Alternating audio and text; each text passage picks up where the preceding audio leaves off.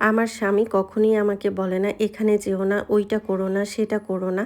কারণ সে খুব ভালো করেই জানে যে আমি আর যাই হোক কোনো খারাপ কাজ করব না। এতটুকু বিশ্বাস আমার প্রতি তার আছে।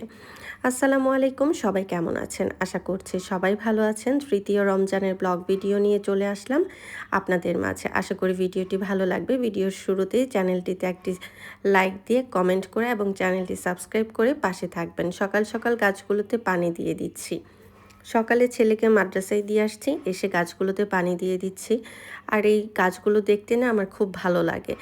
সবারই গাছ নিজের হাতে লাগালে ওইটা দেখতে আসলেই ভালো লাগে। তো যাই হোক, যেটা বলছিলাম, আমার স্বামীর এতটুকু বিশ্বাস আমার উপর আছে যে আমি কোনো খারাপ কিছু করব না। অনেকেই জিজ্ঞাসা করেন, আপু আপনি যে এই কাজগুলো করেন আপনার স্বামী কি জানে? অনেক আত্মীয়-স্বজনও জিজ্ঞাসা করে যে তুমি এই কাজগুলো করো, তোমার স্বামী কিছু বলে না? আচ্ছা, এটা একটা অনলাইন প্ল্যাটফর্ম। আমি যদি এই কাজগুলো করি অবশ্যই আমার স্বামী জানে। সে ভিডিওগুলো দেখে। যদি তার বাধা থাকতো তাহলে তো এই কাজগুলো আমি কখনো করতাম না, তাই না? আশা করি বিষয়টা বুঝতে পেরেছেন। দ্বিতীয়বার এই বিষয়গুলো নিয়ে কাউকে খোঁচাখুচি করবেন না। আমরা যারা অনলাইনে কাজ করি অবশ্যই স্বামী সাপোর্ট করে বিধায় আমরা এই কাজটা করতে পারি। নয়তো কিন্তু করতে পারতাম না। যাই হোক, গাছগুলোতে পানি দেওয়া শেষ। এর মধ্যে আমি ইফতার বানিয়ে নিয়েছি। আজকে আর ইফতার বানানোর ভিডিওগুলো বানানো হয়নি। আসলে এতটা ভিডিও বানানো যায় না। এইটুকুই অল্প, অল্প করে শ্যুট করে রাখি যাতে করে আমি আপনাদের মাঝে শেয়ার করতে পারি। আমি যেহেতু একাই থাকি, একা একাই ভিডিও বানাই আর আপনাদের সাথে এগুলো শেয়ার করি। ভালো লাগে, আপনারাও পছন্দ করেন। যার জন্য ভিডিওগুলো শেয়ার করে থাকা।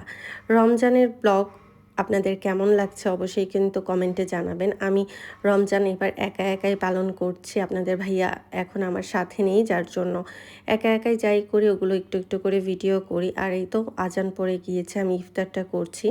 ইফতারে আজকে বেশি কিছু আয়োজন করিনি। বুট, মুড়ি এগুলোই আয়োজন করেছি। সাথে আজকে একটু সেমাই রান্না করছি। রোজা রেখে না ইচ্ছে করে কয়েকটা আইটেম করি, খেতে ইচ্ছে করে। কিন্তু ইফতার যখন ভাঙি তারপরে কিন্তু আর খেতে মন চায় না।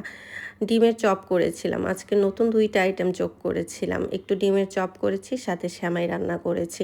আর রমজানে যত অল্প খাবারই রান্না করি তারপরেও দেখা যায় বেশি হয়ে যায়। একদম অল্প করে একটু সেমাই রান্না করছি। এই বাটিটাতেই রান্না করেছি যাতে করে শেষ হয়ে যায়। নামাজের পরে সেমাইটা খাবো। আপাতত এখন মুড়িটাই খেয়ে নিব।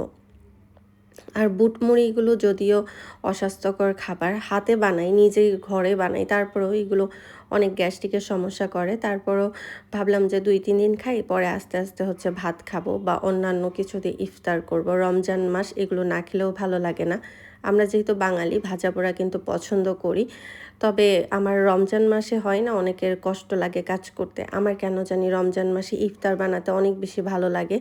যদি আরও মানুষ থাকতো আরও বেশ কয়েকটা আইটেম করতে পারতাম। যেহেতু একা থাকি, ইচ্ছে থাকলেও এত বেশি আইটেম করতে পারি না। ধন্যবাদ সবাইকে।